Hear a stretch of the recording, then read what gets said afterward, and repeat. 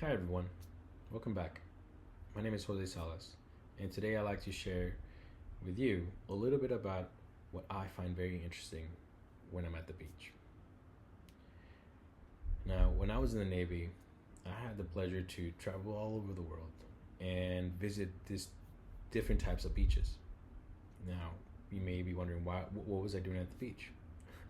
I wasn't just enjoying the beach, although some beaches are very, very beautiful.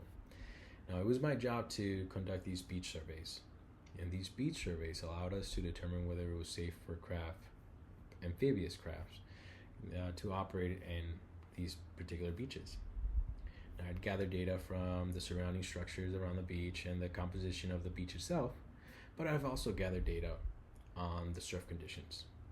And we would do this in within a 24-hour period and conduct this and compile a report using the data that we gathered.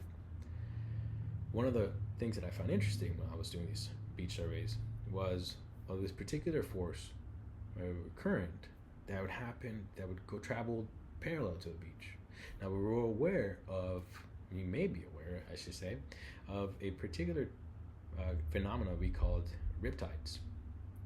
These riptides are when you have two different wave systems that or more, they clash and they converge on beach, and you have this suction motion that drags things back to shore or to the sea.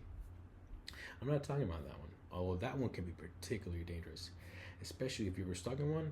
Remember, try not to swim against it. Okay, swim diagonally in either direction, and if you can, signal for help. Now, going back, what I am trying to discuss is what we call the littoral current. Now, you may not have noticed this, but if you ever find yourself at the beach and you notice that you traveled left or right a little bit after being in the water, now that's because of the effect of the littoral current.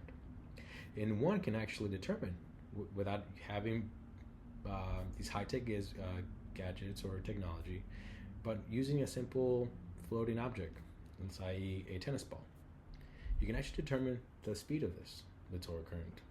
So if you're ever at the beach next time and you find yourself, you have a ball, you want to make a calculation of how fast this current is, or determine whether there is a certain current, throw the ball in the water and time it for a minute and see how fast or how far, I should say, that the distance that ball has traveled.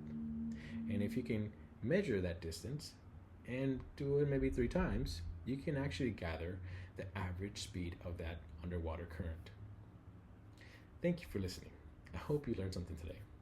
Till next time, take care.